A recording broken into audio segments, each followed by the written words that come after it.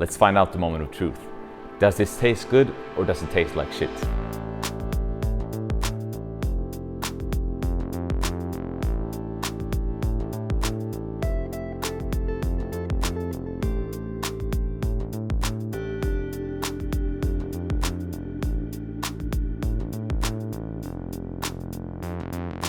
Hello guys, and welcome to today's video. I'm finally back after 1 year. So 1 year ago I filmed a video inside that room in the Stockholm Coffee Academy. In that video I showed you my favorite V60 recipe for new coffees. Well, things have changed. So today I'm gonna walk you through my favorite recipe that I use for pour over. And it's not just any pour over, because you see, my go-to brewing device has become the April glass brewer. Alright, so why have I done this change to the April Brewer? Well, first of all, it comes in many different shapes and forms. No, it doesn't. It exists in different materials. And you see, the April Brewer, it's a flatbed brewer, but it's very different from a Kalita, because you see, a Kalita has 3 tiny holes in the bottom, which gives a very slow flow. This, on the other hand, has a slightly bigger hole, which gives a faster flow. Why I'm a big fan of a flatbed brewer is because it gives a more even saturation of the coffee and a more even extraction. And with this particular brewer, I also noticed that I can grind coarser and extract more, which I find tastes way better than having to go to a very fine grind size. Now, the glass brewer has very, very thin walls. This helps us keep the heat in the brew and not absorb too much to the brewer itself. So that I'm a big fan of. And usually with this brewer, I don't go too high in temperature. I go somewhere between 90 to 92 degrees Celsius. But my go-to recipe nowadays for new coffee is actually I'm using 33 grams of coffee to 500 grams of water. We're then gonna grind very coarse and do up to 5 or 6 pours. The thing here is that we're gonna grind coarse and then we're gonna divide the brew into 80 gram pours. What we're gonna do is we're gonna pour 80 grams and wait 30 seconds. And then we're gonna keep adding 80 grams every 30 seconds. But then will come a point when we notice that the brew starts to slow down. When we come to that point, we're just gonna decide that the next pour is gonna be all the remaining water that we're gonna pour.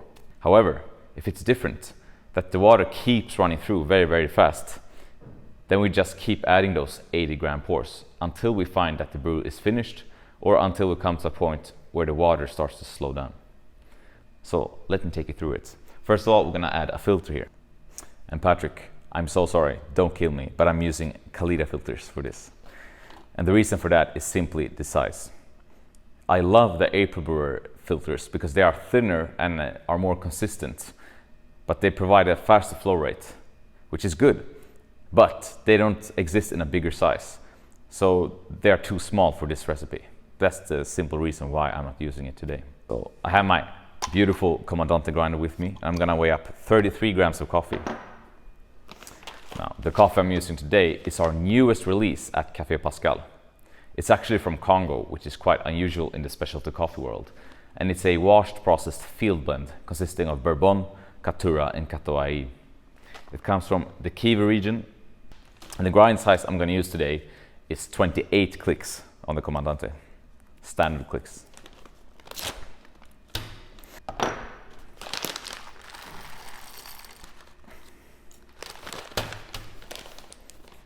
Right.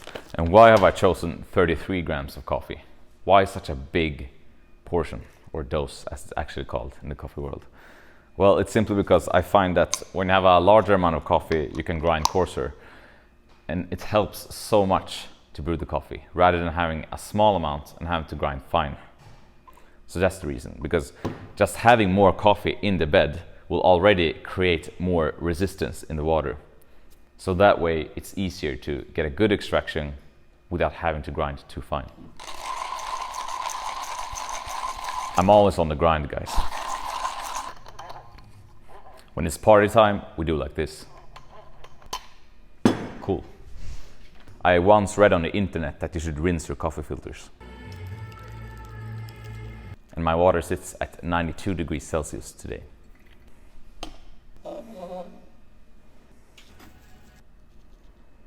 Alright, so I added my coffee just to a quick little gentle shake, not too violent, just like that.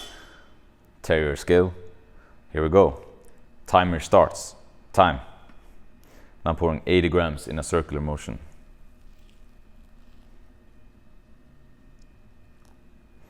And we're gonna let this sit for 30 seconds. 30 seconds, now I'm adding another 80 grams.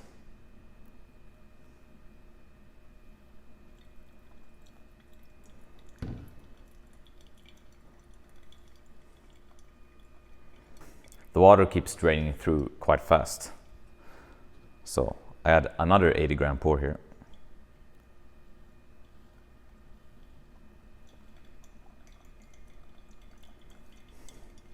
So I've now done 3 pours.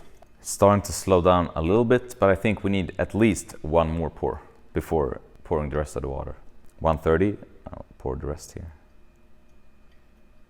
So I've now done 4 pours. It's 2 minutes in. Actually, I'm gonna do another 80 gram pour here.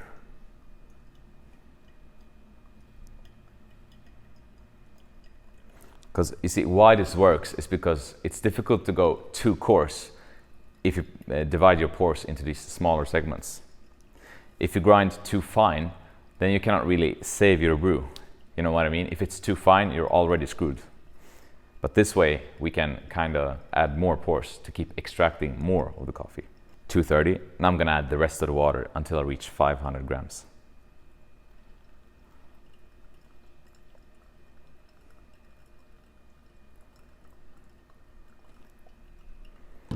Perfect. We're now gonna let this draw down.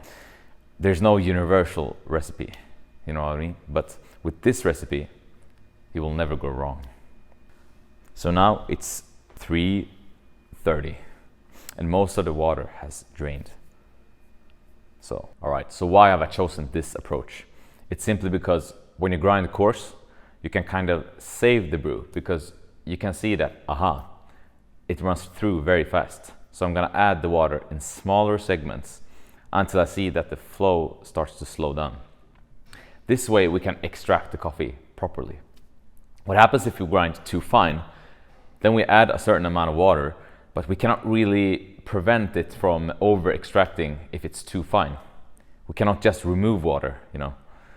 So if it's too fine, it's already too late. But if it's too coarse, we can just add an increased number of pours instead of adding all the water at once. So this is a trick that works for me every single time. Now, let's find out the moment of truth. Does this taste good or does it taste like shit? It's always a wonderful experience describing how a coffee tastes through the lens of a camera. So actually, it reminds me of a Kenyan coffee, actually. It smells a bit of like rhubarb. This is a really good cup of coffee. And it's only because I brewed it with this recipe. No other recipe in the world will make it taste this good. This coffee actually, for me, it tastes like rhubarb. And then I get some lime peel and some grapefruit. It has a very interesting acidity and quite juicy mouthfeel. There's this Australian French guy here. I don't know what he does. I recognize. I think he used to work at Pascal before. Yeah. Would you like to try some coffee? Wow. What does your cup say? It says, "Good life coffee. Avoid bad life." Very good advice. Words to live by. Skål. Skål. Tack.